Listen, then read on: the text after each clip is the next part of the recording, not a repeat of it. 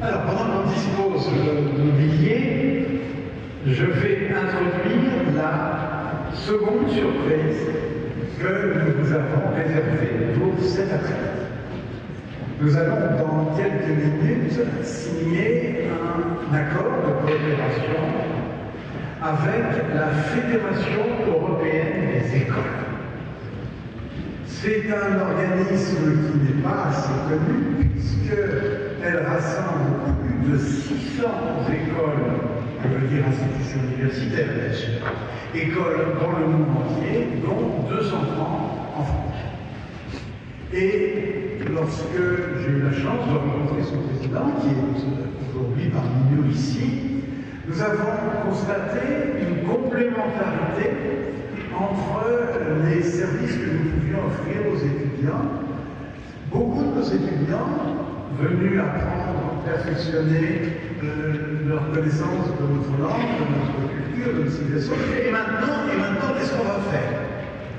On voudrait exploiter ces connaissances, on voudrait poursuivre des études en français et en français. Et à ce moment-là, nous n'avons pas de réponse toute faite à leur donner. Et du côté de la Fédération européenne des écoles, on disait il y a beaucoup d'étudiants qui voudraient bien venir chez nous, mais ils n'ont pas le niveau de langue suffisant pour suivre des études un peu spécialisées en techniques de gestion, de marketing, d'économie, etc. Et l'idée peut-être est d'offrir un service commun. C'est donc cet accord que nous allons signer maintenant avec M. le Président Jacobin, que j'invite à nous rejoindre.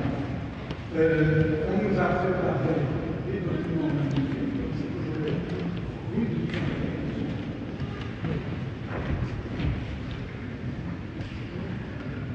Monsieur le recteur, mesdames, messieurs les ambassadeurs, mesdames, messieurs, c'est aussi avec plaisir que je participe à cette manifestation.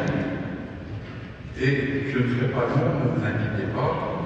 Mais je vais poursuivre dans votre éducation concernant M. Robert de Sorbonne, ici présent, le fondateur de la Sorbonne. Il faut savoir que c'était un monsieur qui venait d'un village lorrain très pauvre et que pour devenir docteur en philosophie, il a dû subir beaucoup de sacrifices. Ce qui l'a amené,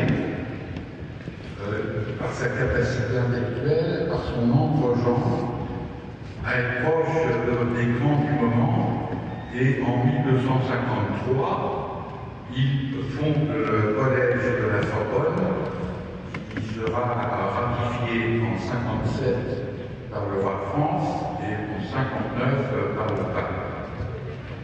Il avait plusieurs idées majeures. Au départ, c'était un théologien, mais ce n'est pas sous cet aspect-là qu'il restera dans l'histoire. Ses écrits ne sont pas transcendants, et je dirais même que sa langue de travail à l'époque, à la Sorbonne, on écrivait, on étudiait plutôt en latin qu'en français. Son latin était quand même des fois assez déficient. Mais il reste dans l'histoire pour d'autres qualités. Première qualité, c'est après avoir subi des études personnelles perturbées par la faim, ne mangeait pas tous les jours, il a créé le système de bourse. Un système de bourse qui a tellement réussi que des étudiants venaient de toute l'Europe pour en profiter. 50% des étudiants de la Sorbonne bénéficiaient de ces bourses. Et par ailleurs, il a élargi les thèmes d'études. Au départ, à cette époque, on étudiait surtout la théologie. Il a élargi à l'humanité et à la philosophie en ayant des cours sur la morale et sur la morale dans la société. Il est devenu tellement renommé sur ces problèmes-là que de toute l'Europe, on est venu lui demander conseil. Et il a été jusqu'à résoudre des conflits entre différents points de l'Europe grâce à ses compétences dans ce domaine. C'est pour ça qu'il est connu. Et c'est pour ça que la renommée de la Sorbonne s'est répandue dans toute l'Europe et, je dirais, dirais, maintenant dans le monde entier. Nous, gens de la Fédération européenne des écoles, nous nous en rendons compte, puisqu'à la base nous sommes une fédération européenne, mais que nous avons des adhérents dans le monde entier, dans 27 pays différents. Et monsieur le recteur, vous avez indiqué pourquoi il y avait une complémentarité dans nos actions. Cette complémentarité, elle est tout à fait actuelle, et je suis sûr que dans les années à venir, beaucoup de nouveaux étudiants viendront en supplément ici, grâce à la renommée de la culture française, à la renommée de la Sorbonne, qui en est un joyau évident.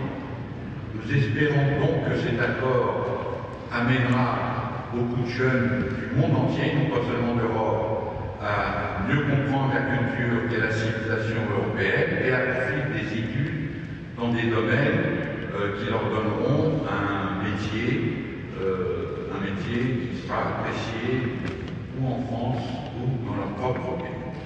Merci de votre attention.